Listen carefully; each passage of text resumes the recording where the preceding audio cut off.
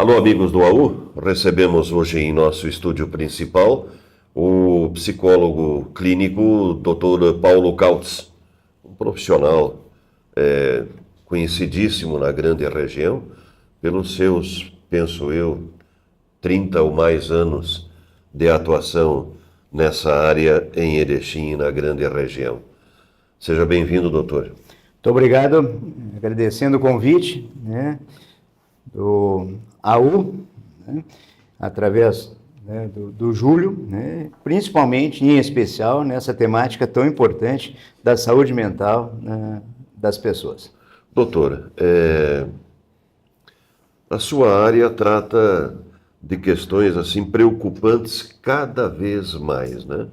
A gente começa a entender algumas situações a partir do momento que surgem notícias de fatos reais envolvendo as pessoas, que cada dia mais se mostram preocupadas, se mostram tristes, está na moda tal de depressão, são coisas que nós vamos, a partir de agora, tentar conversar e ajudar o nosso público a entender melhor algumas situações. O trabalho do psicólogo, doutor, até para situar o nosso espectador, a partir de que momento que o psicólogo entra na vida das pessoas? Ok, hoje, Júlio, nós temos uma gama enorme de atividades e áreas dentro da psicologia, né? Hoje o psicólogo trabalha, sem dúvida, na área clínica, atendendo os diversos segmentos, crianças, adolescentes, casais, trabalho com sexualidade, transtornos psicológicos, enfim, uma série de questões envolvendo a questão do comportamento, do sentimento, das emoções. Mas hoje nós temos várias áreas também muito importantes na área da indústria, dos negócios, das escolas, das instituições, E já de anos para cá houve já uma desmistificação da procura do profissional de saúde mental. Então a gente está muito contente, Nós temos um trabalho também junto à universidade, a URI aqui, que forma profissionais aí que estão fazendo um ótimo trabalho, nessas diversas áreas da psicologia. Doutor, a partir de que momento que a pessoa deve procurar um psicólogo? Existem vários componentes. Primeiramente, eu sempre coloco, a pessoa tem que ter a consciência do que acontece com ela,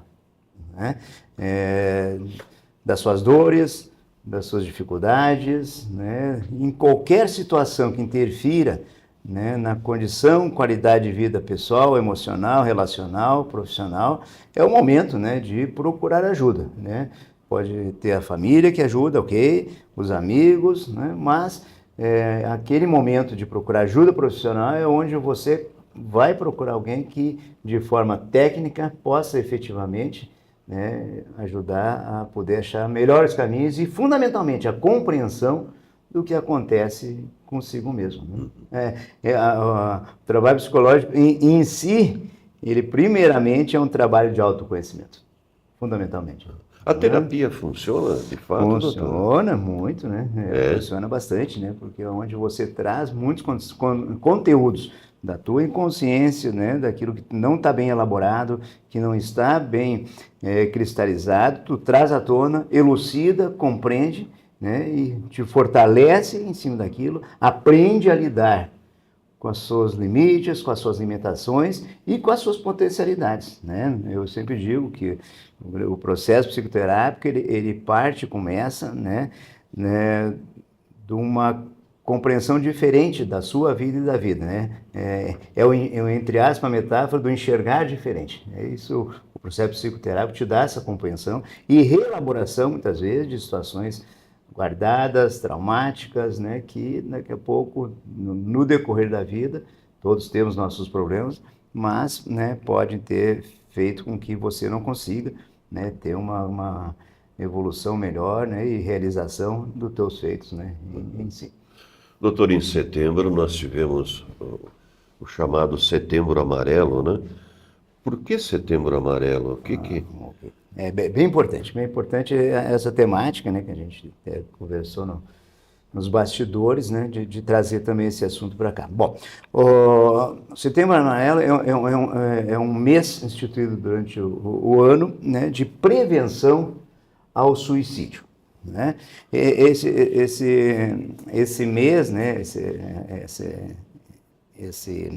essa temática foi instituída lá nos Estados Unidos em 2003 pela Organização Mundial de Saúde, né, em alusão a uma pessoa, um rapaz chamado Mike M., que em 1994 tirou sua vida e teve uma grande repercussão lá nos Estados Unidos a sua história de vida. E a partir desse momento, mundialmente, né, começou-se a tratar desse assunto. Né, e um assunto, né, Júlio, que na história da humanidade sempre foi tabu. Né, sempre foi um tabu falar sobre. Né, então, que coisa boa a gente estar aqui hoje, né, nessa mídia, né, de grande repercussão, para que as pessoas entendam, né, por que é importante nós desmistificarmos esse termo suicídio. Né? Quanto mais falarmos, mais divulgarmos a temática, mais nós vamos compreender o que acontece no caminho das pessoas que chegam ao suicídio ou às tentativas de suicídio. Esses tabus, né, se constituíram em valores sociais que cada vez mais se entende que não estão corretos. Então, falar sobre suicídio, daqui a pouco está fomentando ou motivando as pessoas a poder cometer tal ato, o que não é uma verdade. Né? Muito pelo contrário, a informação, a compreensão vai tirar a estigmação que se constituiu dentro do suicídio, em especial nas famílias, né? Que muitas vezes se culpam, se envergonham, né? Tem um envergonhamento, né, de ter um membro da sua família, né, cometendo um suicídio. Então é importante se compreender, né, o que, e para isso tem que falar, tem que divulgar, porque pela informação nós vamos aí sim poder ajudar as pessoas que estão acometidas desse mal psicológico, de poder preventivamente serem ajudadas, né? E, né, dentro das famílias, das relações sociais, do trabalho, ajudar, né, a identificar características né, que levam as pessoas a tal ato. Na década de 2000, doutor, eu participei inclusive em Blumenau de encontros de psicólogos e de jornalistas para tratar de um assunto que é recorrente. Por que a imprensa não divulga o ato em si?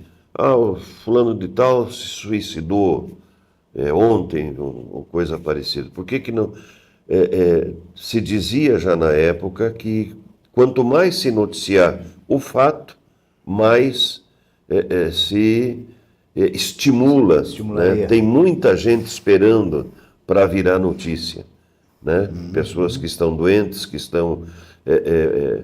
Então, é um assunto também que... Mas o caso em si tem que ser tratado, né? Ser tratado. Tem que ser discutido. Sem dúvida. Isso está colocando, né, corrobora com essa questão, né, Júlio, da estigmação do caso, porque o foco é esse que tu está colocando. Sempre se pensou, né, que falar sobre o suicídio é estimular, é motivar, né, geraria uma condição social de exemplo para, né, chegar a tal feito. Mas muito pelo contrário, porque nesse caso, quando não se fala, não se sabe. Né? E o que quer dizer isso? Né? Hoje aqui, nós estamos aqui, né, na mídia, mostrando aqui, né, por que se tem que falar. Primeiro, porque se tem que ter a informação. Né? A ignorância, no aspecto da ignorância, de ignorar o saber, né, ela foi e é fruto de muitos males que poderiam ser preventivos, né, e até melhor curativos, né, de uma forma de lidar. Né? Nessa questão, por exemplo, é a doença mental. 95%, né, dos casos de suicídio a pessoa tem algum tipo de problemas psicológicos já internalizados ou diagnosticados ou não, né? 95%. E existem alguns componentes que precisam de mais riscos, né? Por exemplo, alguns transtornos de humor, transtornos de personalidade, né? Eles fomentam muito mais o risco de suicídio, né? Um transtorno de humor, transtorno de personalidade que eu coloco, né? Por exemplo, ele aumenta em 15% a possibilidade da pessoa, né, cometer o suicídio, né? E outras situações, né? O alcoolismo, as doenças mais acentuadas, esquizofrenia, né? Então nós temos hoje, né, a literatura nos mostra, né, que a esquizofrenia hoje é tratada, etc., mas ainda nós temos um índice muito alto de suicídio cometido, não só de tentativas, né, em torno de 10%. Então é bastante, né? Não é pouca coisa. Então essas informações, né, que existe, né, já uma dificuldade, né, psicológica que faz com que haja algum tipo de problema psicológico, né, ou algum transtorno psicológico, né, que tem causas, obviamente. Nós precisamos ter uma sensibilidade muito grande, Júlio, de poder compreender que essa pessoa que está com o seu transtorno, que está com os seus problemas psicológicos, que está com esse mal emocional, ela sofre. Ela vem de um sofrimento muito grande. Né? Para chegar num ponto desse, né, a pessoa ela não suporta mais, né, ela não suporta mais tanta dor emocional. É uma insuportabilidade. Ou pelas extremas dificuldades de poder lidar com as frustrações da vida, com as insatisfações, com os fracassos, né? Com as tristezas acentuadas, né? Problemas, como eu coloquei, todos nós, é da condição humana, todos nós temos nossos problemas. A questão é como nós estamos fortalecidos, como está a nossa condição de estrutura psicológica, né, para poder enfrentar os problemas. Né? Se nós temos alguns problemas psicológicos diagnosticados ou não, mas que exista, nós, né, precisamos entender que nós precisamos de busca de tratamentos e a família em especial, colegas, amigos, precisa estar alerta a alguns sintomas, né, que possam ajudar a pessoa a poder não entrar nessa condição, porque é o seguinte, o que é o suicídio em si, né? Que é a retirada da condição da própria vida. A pessoa não quer em si tirar a sua vida, né? O sumo é a retirada, a eliminação da dor insuportável. O suicídio, ele é somente o instrumento para poder resolver a sua dor. Né, dentro de uma condição ao qual a pessoa já está numa situação psicológica que não consegue mais encontrar caminhos, não acha alternativas, né? É uma dor insuportável. Então essa compreensão, essa comoção, né, de dor, nós precisamos entender. Né? E quando as pessoas, né, Júlio, falam em estou pensando em me matar, né, já passou na minha cabeça, nós precisamos sempre acreditar, né? Aquela história de quem fala muito não faz, nessa área não existe. Nós temos que estar sempre atentos, porque a fala, ela obviamente expressa... Representa a vontade. Né? A vontade em função de retirar a dor insuportável.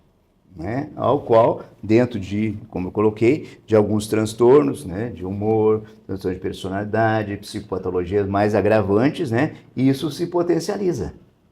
Sempre precedida da depressão, doutor? Bom, a depressão ela tá nos transtornos de humor, né? Então a depressão é a base, né, do quadro depressivo, mas existe por trás, né, processos, por exemplo, de ansiedades também muito fortes, né, que são mal administrados, mas tem que ficar atento. O que eu chamo, usando aqui o espaço importante, né, do AU, é importante de perceber, né, os sintomas que se apresentam, porque existe aquilo que a pessoa sente e leva ela, né, a ter problemas psicológicos, né? Como eu falei antes, né, tem vários quadros, né, de situações traumáticas, né, desde a infância, né, que vai se reeditando e gatilhos durante a vida, né, frustrações profundas mal administradas, insatisfações, decepções profundas, falta de alternativas, pressões sociais profissionais, né, no trabalho hoje em dia, cada vez mais o nível de exigência natural, né, pela competência, né, por dar conta, né, as metas, atingir os objetivos, há uma pressão muito grande, né, e não são todas as pessoas que têm esse suporte interno para isso, né? Então temos que ficar alerta, né? Quando um paciente já apresenta algum tipo de dificuldade, de problemas psicológicos, né? Ok, mas às vezes não são tão perceptíveis, né? Então tem que ver alguns tipos de mudança de comportamento da pessoa, por exemplo, né? Entristecimento, que a tristeza está dentro do quadro dos quadros depressivos, né? Que, como eu coloquei, né, em torno de 15% o risco nos transtornos de humor, nas depressões, elas são aumentadas, né? Isso não quer dizer que a pessoa vai se suicidar porque tem depressão, isso tem que deixar claro. Não, né? Aí é uma série de comorbidades emocionais que vão corroborar para um suicídio, né? Mas depressões, né? Não, a grande maioria das pessoas consegue elaborar ou se tratar, etc. E não comete o suicídio. Depende da estrutura de personalidade da pessoa, do ambiente de apoio, de ajuda, né? E eu uso sempre uma palavra, né, Júlio, importante, né, que para mim, eu compreendo na minha caminhada clínica nesses 30 anos, eu digo o seguinte, né, o sentimento de desamparo é uma coisa muito forte para quem tem problemas psicológicos, né? Isso acontece mais com o jovem ou com a pessoa idosa? O do suicídio? Não, hoje nós temos Nesse caso do desamparo, que seria Não, aí é generalizado. Aí é na estrutura da personalidade, independente, né? Hoje nós temos que cuidar, né? Hoje já não temos mais uma análise assim de idade, né? O jovem na faixa de 30 anos para baixo, tem muito a ver com essas frustrações, etc., mas muitas vezes com droga, muitas vezes com álcool, né, em associação, muitas vezes, a esse tipo de situações. No aspecto da estrutura personalidade, no masculino, né, em geral, né, tem o Kaplan e Sadok, que é um compêndio muito bom que trabalha essas questões do suicídio. Eles colocam em torno de observar muito paciente, homem 45 em diante, em geral, e mulher um pouco mais tarde, né? Onde chega-se na idade madura, né? No amadurecimento, onde ali ou a pessoa já se encaminhou no geral da vida, né? Ou ainda, né, está com seus buracos emocionais a serem cobertos, e se associa com as várias patologias, psicopatologias, né? Enfim, né?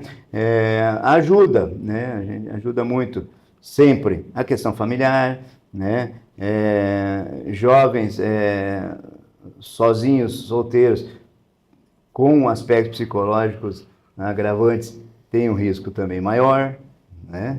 Enfim, desempregados, né? Não que o desempregado vai cometer o suicídio, não. Tudo associado a situações psicopatológicas mais agravantes, né? Então, tem as idades, sim, a maturidade tem que cuidar um pouco mais.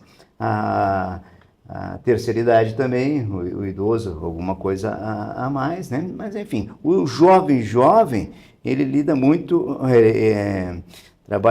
se trabalha muito a questão do suicídio em função de ainda não ter uma estrutura tão boa para lidar com as frustrações da vida.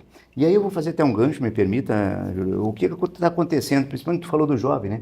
Até depois eu gostaria, se possível, ainda der tempo, só ajudar as pessoas, o nosso ouvinte, a compreender melhor isso tudo e também ver alguns sinais que a gente pode identificar nos familiares, nos amigos, no colega de trabalho. Acho que isso é bem importante também importante. nós ajudarmos as pessoas, né, a ter um olhar desse ser que sofre tanto. É um sofrimento imenso, né, das pessoas que perdem o sentido Isso da vida, normalmente né? acontece em silêncio, né, Em doutor? silêncio, por quê? Porque é uma retração social, né? Porque você não consegue enxergar mais na estrutura social aquele amparo. Por isso que eu coloquei o quanto é importante se sentir amparado, né? Acolhido, cuidado. O que é um amparo? É se sentir cuidado, né? Isso ajuda bastante porque você não está sozinho.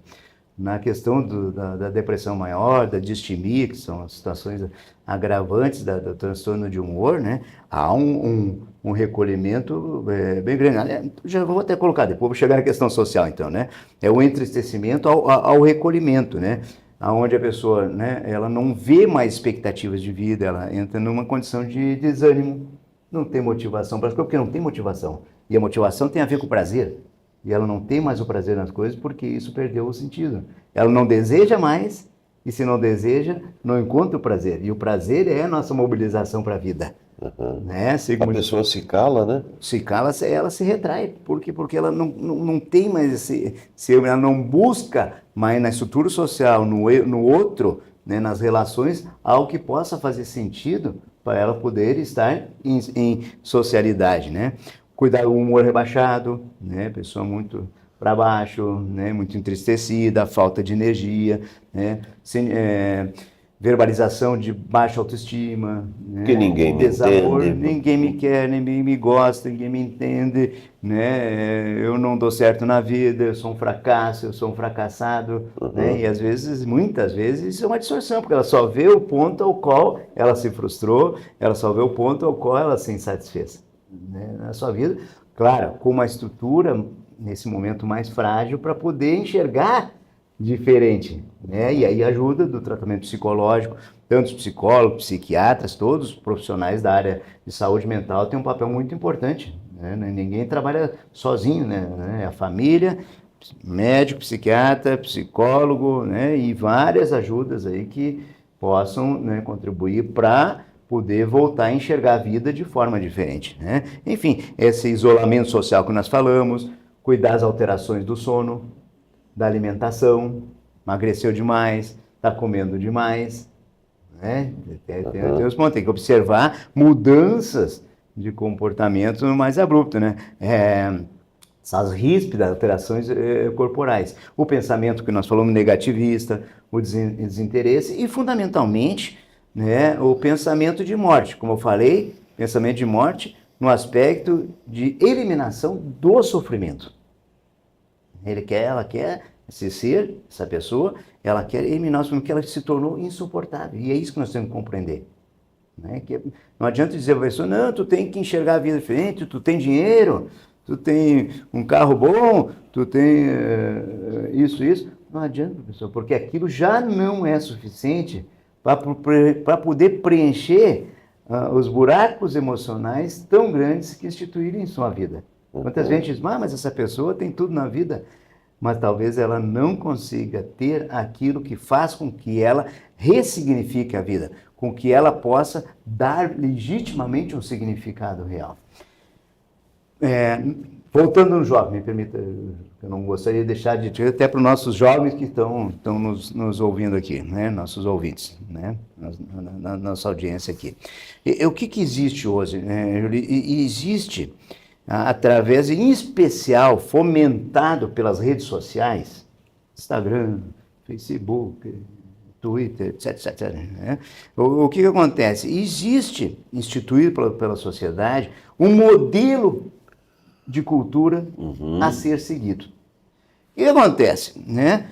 Em especial o jovem, não só o jovem, mas em especial o jovem, que ainda está na sua formação, buscando sua identidade, sua estruturação de personalidade, né? Ele vê isso tudo e ele entende que aquilo é aonde ele tem que chegar para ser feliz. Porque a busca, né, é da felicidade e o produto que é vendido falsamente é de que se tu atingir aquilo, tu vai ser feliz. Só que esquecemos, né? E o jovem vai esquecer que isso não parte de um desejo subjetivo, ou seja, de suas verdadeiras necessidades internas, e sim do que aquilo que é do desejo massificado. Aquele padrão que existe. Aquele padrão. Aí o que acontece? Tu vai viajar a tal lugar, tu vai ser feliz. Aí tu vai para um restaurante, tu tem o prato e tu fotografa o prato e bota nas redes. Ele comeu naquele restaurante bacana, então ele é a pessoa que está na parada, ele está atingindo a expectativa social. E tudo isso. Só que quando ele chega lá, fez a viagem, foi em tal lugar, foi no barzinho tal, que todo mundo vai, come o prato que todo mundo come, ele não se realizou. Por quê? Porque aquilo não vem de um desejo subjetivo, e sim massificado. E aí eu não estou de acordo com as minhas verdades internas, ou as necessidades, verdadeiras necessidades internas. E é o que acontece, consequentemente, há uma gama enorme de frustração e de insatisfação. E aí nada serve, nada é suficiente para preencher meu nível de necessidade e desejo. O que acontece? Alta ansiedade. Tu colocou antes a questão da depressão. A depressão é um mal já há muito tempo, mas eu te diria o seguinte, né? O grande mal hoje no aspecto da cultura psicológica é a ansiedade. É a ânsia, né, de fazer, é a ânsia de atingir, é o ter que, né, e não saber gerir e administrar isso. Que vai fazer com que, através das frustrações, das decepções, né, das insatisfação, decepção e frustração, vão fazer com que você entre num processo profundo de entristecimento. Né? E como não se tem toda essa estrutura, né, e talvez não se sinta naquela condição de amparo, daqui a pouco esse sofrimento se torna insuportável a ponto de eu querer tirar a minha vida, que representa o quê? Tirar essa dor insuportável, pelas minhas incapacidades de poder atingir a expectativa social. Tem muitos casos, e isso não é uma coisa da atualidade, de pessoas que tiram a vida por conta de uma frustração amorosa, por conta de uma frustração econômica, né? Sim, tem. Quebrou, está endividado, não vê um horizonte. Sim. Né? Sim, isso existe sem dúvida, mas isso é somente o que desencadeou a coisa. Uma pessoa, uma decepção amorosa por si só, ela não levaria a pessoa para um suicídio. Isso aí, né, possivelmente, tem que analisar cada caso, mas o quanto essa pessoa lida mal é com o processo de rejeição que ela passou desde uma infância, de desamor. Os traumas. Os traumas psicológicos, os buracos emocionais que eu chamo. Né? O quanto essa pessoa, né, daqui a pouco, não necessariamente não foi amada, mas o quanto não se sentiu amada, o quanto não se sentiu cuidada. Né? Porque amor denota o quê? Ser cuidado. Né? E isso é subjetivo. Uma família pode ter 2, 3 filhos. Cada um vai sentir, pela mesma educação, formação, mas vai sentir diferente. Né? Quantas vezes meu irmão foi mais cuidado, era mais paparicado pelo meu pai e minha mãe. Não necessariamente, isso é um sentimento dele. Aí pode daqui a pouco sentir que houve uma rejeição, que houve um desamor, depende como a pessoa vai se sentir em relação ao que foi construído na sua vida. Por isso a importância dos tratamentos psicológicos, né, psiquiátricos, para poder redimensionar, né, reconstruir essa compreensão, muitas vezes até distorcida de uma realidade. Quem que tem mais estrutura emocional, psicológica, doutor? O homem ou a mulher? Não, é indiferente. Indiferente? Não, é indiferente. Aí depende da construção ambiental, né, da formação familiar, da construção do ambiente que foi formado. Isso aí não existe assim nenhum componente psicopatológico tão diferenciado. Existem algumas coisas, por exemplo, os homens, na questão do suicídio, por exemplo, né, aí é uma questão consequente. Os homens têm 3 vezes mais suicídio do que a mulher. Três vezes o risco maior de suicídio do que a mulher, porque ele é 3 vezes mais do que a mulher comete o suicídio. Por que isso? Mas aí é o seguinte, porque o nível cultural do homem, até não há muito tempo, 50, 60 anos atrás, era de alta exigência pela estrutura machista, patriarcal, né? O homem tinha que dar conta, prover, provedor, aquela coisa toda. De 50, 60 anos para cá, mudou logicamente bastante, com a evolução da mulher, né? A mulher começou a trabalhar, começou a trabalhar, isso aí, né? Ok, isso é uma grande evolução do feminino, está ajudando bastante, logicamente, até hoje, né? Cada vez mais é uma equalização dessa questão do feminino e masculino. Mas existe um componente na estrutura paternalista, então isso ainda está no inconsciente coletivo do homem, do tem que dar conta. O homem, por exemplo, hoje, uma das grandes dores do masculino, né? Não que no feminino não tenha, claro que tem, mas para o homem é o desemprego. É uma das dores mais difíceis de lidar do homem em função dessa condição de sempre foi instituído que tinha que prover, que tinha que dar conta, né? Enfim. E hoje corrobora mais, muito mais ainda, a questão do financeiro está vinculado, o poder está vinculado ao financeiro, ao material, né?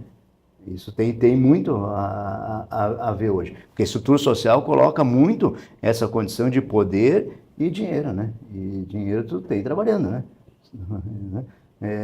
Isso pega muito, questão, então, do desemprego, né? Isso não quer dizer que não acometa as mulheres, né? Mas o homem tem no inconsciente coletivo essa questão de que ele tem que dar conta. Por mais que hoje, eu não tenho esse índice, mas muitos lares são hoje providos pelas mulheres.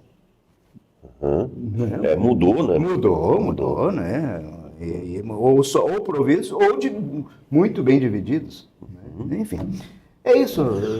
Doutor, antes de encerrar, eu gostaria de tirar uma dúvida com o doutor em relação à criança. A criança. A criança que, antes de completar o seu primeiro ano de vida, já vai para a creche. Fica de segunda, no mínimo de segunda a sexta-feira, ela só passa a noite com os pais. Né? Ela normalmente não toma café, não almoça e não janta com os pais. Né? Ela tem alguma influência, esse tipo de cuidado com os jovens que estão aí crescendo, sem esse amparo, sem essa atenção? Freud diz, claro, tu está falando da modernidade. Sim. Isso aí nós estamos falando do mundo moderno, né? Tem que trabalhar, né? Querem ter filhos, querem trabalhar, então tem que conciliar isso tudo. Freud já dizia isso, né? Há mais de 100 anos, que é o seguinte: na estrutura psicológica, na formação da estrutura psicológica, né? Não em si vai importar, veja bem a colocação, se é o pai ou se é a mãe. Mas é quem assume os papéis na formação, na estrutura psicológica, do cuidado, do amparo, né? De atingir as necessidades básicas de sobrevivência, que tem a ver com a nutrição, né? A nutrição, o aspecto psicológico. Então, as escolas hoje, né, elas até suprem bem, sim, esse papel. A professora está substituindo a mãe. Com certeza, é o papel exercido. Claro, tu vai dizer, mas Paulo, não convive, não tem um olho a olho com pai e mãe? O que primeiro pode sentir primeiramente mais é o pai e a mãe, que gostariam de ter o convívio mais com seu filho, né? As crianças, se o pai e a mãe aproveitar bem os espaços que vão ter com seus filhos, né? Os poucos espaços, com qualidade no amor, e repito, amor quer dizer cuidar, ajudar a criança a sentir-se amparada, né? Isso, em tese, não vai ter problema nenhum. Não vejo problema nenhum nessa questão das creches, porque o papel, né, de cuidado, de formação, de amor, de limites, do não, do pode, do respeito, né? Isso é bem preenchido. E os pais vão fazer, eu costumo dizer o seguinte, né? Eu atendo um empresário, vai dizer o seguinte: pai, eu não tenho tempo para ficar com meu filho, né? Gostaria de ter mais tempo, né? Não tenho, eu saio de manhã, meio-dia. Então é o seguinte, vamos fazer uma combinação, né? Se tu conseguir 15 minutos do teu dia, levar na hora da escola o teu filho lá, tu pode, ou buscar o pai ou a mãe, né? Tu pode ter certeza que tu está ajudando a constituir uma vinculação com o filho. Mas 15 minutos, eu vou pegar em casa, vou deixar ele na escola rapidinho. Sim, por quê? Porque qual é o mundo da criança? O mundo da criança, nesse caso, é a escola. O mundo da criança é a escola, né? Quando tu leva um filho na escola, tu está fazendo parte do mundo do filho. Uhum. E para a criança, isso entra muito na questão, né? Meu pai e minha mãe fizeram parte do meu mundo. Me levavam, buscavam na escola. Estou dando um exemplo simples. Verdade. Não precisa mais que isso, é 15 minutos. Uhum. Né? Mas tu está fazendo parte, não é tu pensando em ti, é tu pensando no mundo do teu filho. Porque o mundo dele, por muitos anos, é a escola. Porque tem aquela tese de que na escola você aprende, a escola ensina, Sim, em casa sim, você é educado, né? É formado. Né? Só que hoje nós temos o seguinte, hoje, a escola dá limite, claro, a escola ajuda a socializar. Claro, tem coisas que não é da escola. Eu sempre digo, quando faço trabalho com os professores, né? Os professores, coitados, eles são sobrecarregados, né? Porque não pode se transferir para a escola as educação básica, que são conceitos, valores, né? De vida, questão moral, né? Isso aí tem que vir do exemplo e da orientação de dentro de casa. Porque os professores são os heróis, né? São os heróis. É uma classe que a gente teria que botar lá em cima, porque eles fazem a parte pedagógica e ainda a parte dessa outra formação que já vinha dentro de casa. É isso. É isso. Ok. Doutor, muito obrigado. Tá ok? Pela sua disponibilidade de transformar aqui em divã o nosso espaço. Mas é necessário que a população consome esse tipo de informação. Eu agradeço a oportunidade, sempre é bom, né, esse espaço de mídia, né, aqui agradecendo ao Júlio, né, que nos convidou, para ajudar as pessoas a poder ter uma compreensão melhor de tudo isso. Quanto mais nós compreendemos, melhor nós vamos ajudar as pessoas a poder ter uma condição, uma qualidade de vida melhor. Né? A U Online, a informação em tempo real.